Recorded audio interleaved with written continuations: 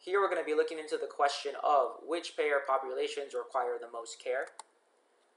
So depending on the type of contract, there's two different reasons to be tracking this. If we're looking at an at-risk contract, it's more straightforward.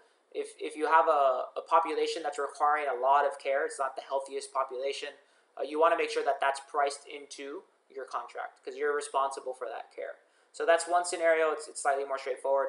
On the fee-for-service side, the different scenario here is that if you have a fee-for-service partner and their patients are requiring a lot more care than the rest of your populations, you want to meet with them to make sure that you're working with them to understand why their cost is high.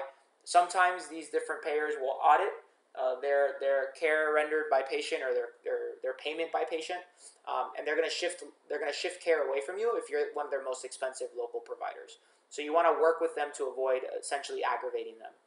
So for instance, if this thought here, so this is, let's say this is a capitated contract, and they're costing you $400 per patient per quarter, you'd want to make sure that you price that contract appropriately to avoid the downside of at-risk contracts. And in this instance, right, this could be a fee-for-service contract, and they're in the 380 range, which is higher than most of your others, so you could work with them to avoid the downside of an audit.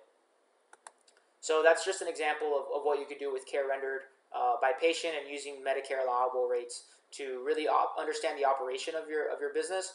Again, really the rates within healthcare are set by the CMS. So using those rates to help understand the performance of your organization is probably the best way to really gauge your operation. So if you have questions with that topic or really anything else, feel free to go to thosewhocare.co.